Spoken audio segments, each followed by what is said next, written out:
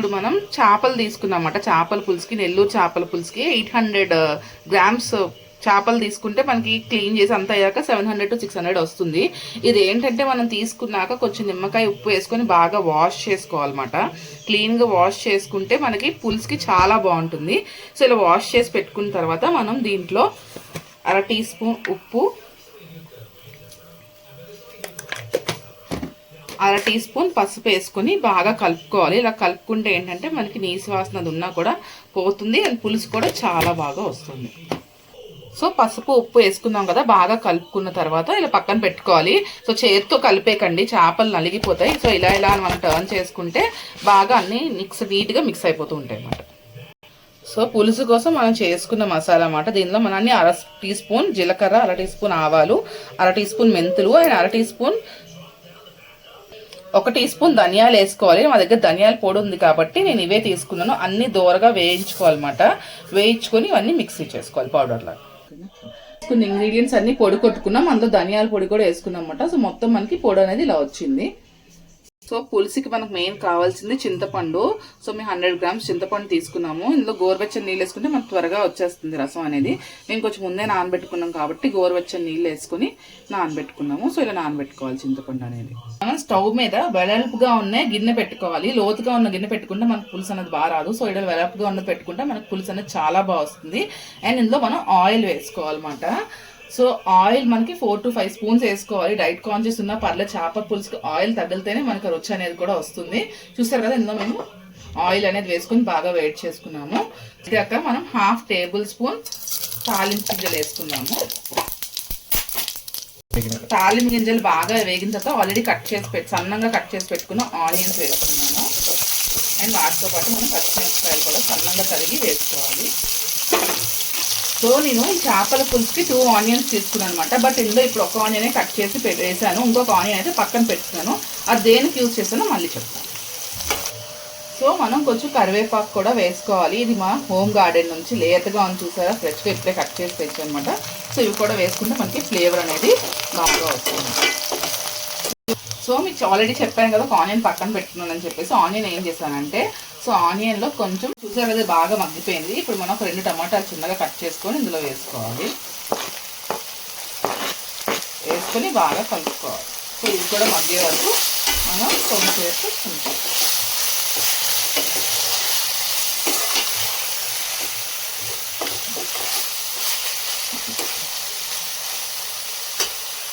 So బాగా మగ్గాలంటే మూత పెట్టాలంటే మనం త్వరగా మగ్గాలి.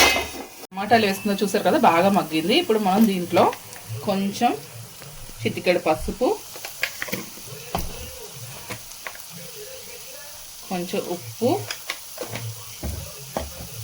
అండ్ కొంచెం కారం వేసుకొని బాగా మిక్స్ చేసుకోవాలి. కారం తినే వాళ్ళు ఇంకా కారం కూడా వేసుకోవచ్చు. సో మనం వేసుకున్నాం కదా, కారం తక్కువ తినేవాళ్ళు 1 టీ స్పూన్ వేసుకోండి. ఎక్కువ తినేవాళ్ళు 2 టీ స్పూన్స్ వేసుకుంటే కారం స్పైసీగా బాగుంటుంది పులుసు అనేది. సో అన్నీ వేసుకున్న తర్వాత పచ్చివాసన పోవటానికి బాగా మగ్గనివ్వాలన్నమాట. కొంచెంసేపు కలుపుకొని మగ్గనిస్తే వేసుకున్న ఇంగ్రీడియంట్స్ పచ్చివాసన అంతా పోతుంది.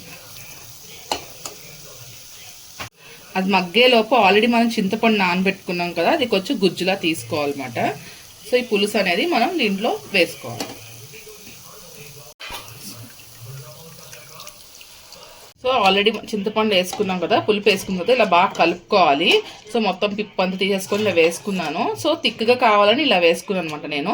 సో ఇంకా కొంచెం జ్యూసీగా కావాలంటే వాటర్ కూడా యాడ్ చేసుకోవచ్చు.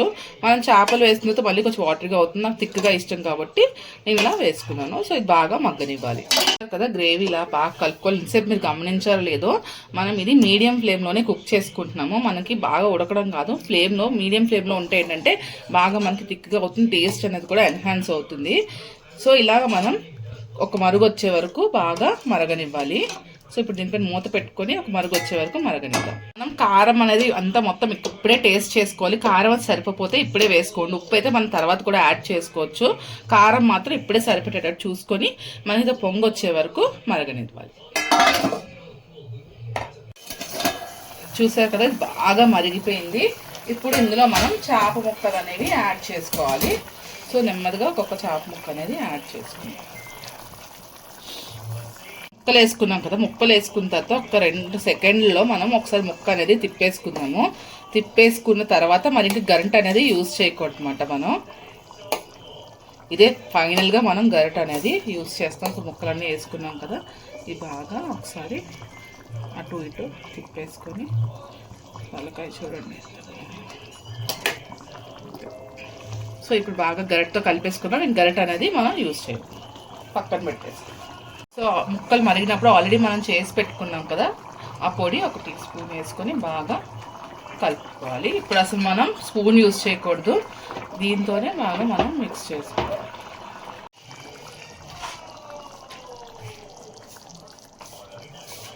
నిమిషాలు ఇలా మరిగింది కదా, మనం ఇప్పుడు దీన్ని గరిటె పట్టకుండా బాగా కలుపుకున్న తర్వాత మనం 100 గ్రామ్స్ పచ్చి మామిడి ముక్కలు పుల్లగా ఉన్న వేసుకుంటే చాలా బాగుంటుంది. ఇందులో యాడ్ చేసుకుంటాం.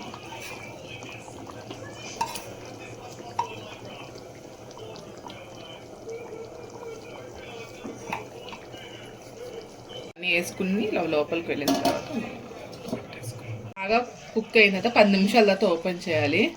చూడండి ఆయిల్ అంతా బాగా పైకి తేలింది కదా, బాగా కుక్ అయినట్టు గుమ్మగుమ్మలు ఆడుతుందన్నమాట. చాలా మంచిగా ఉంది, అసలు నోరు ఊరిపోతుంది మాకైతే. ఇప్పుడు టేస్ట్ చేసి చూసేద్దాం. బాగా తేలిపోయిందంటే మనకి బాగా కుక్ అయిపోయినట్టే. ఇక స్టవ్ ఆఫ్ చేసుకొని సర్వ్ చేసుకొని తినేద్దాం. చేప చాలా డెలికేట్గా ఉంటుంది కాబట్టి మనం ఒక ముక్క తుక్కోకుండా నెమ్మదిగా స్లోగా తీసుకోవాలి, లేకపోతే ముక్క విరిగిపోద్ది అన్నమాట.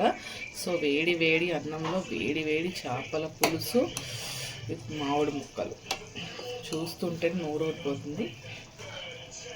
చేపల పులుసు మామిడి ముక్కలు టేస్ట్ చేసి చూసేయండి.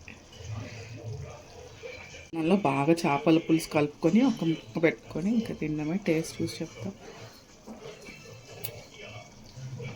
సూపర్ ఉంది, చాలా యమ్మీగా ఉంది. మీరు కూడా ట్రై చేయండి. ఇలాంటి మంచి వీడియోస్ కోసం మా ఛానల్ లైక్ చేయండి, షేర్ చేయండి, సబ్స్క్రైబ్ చేయండి.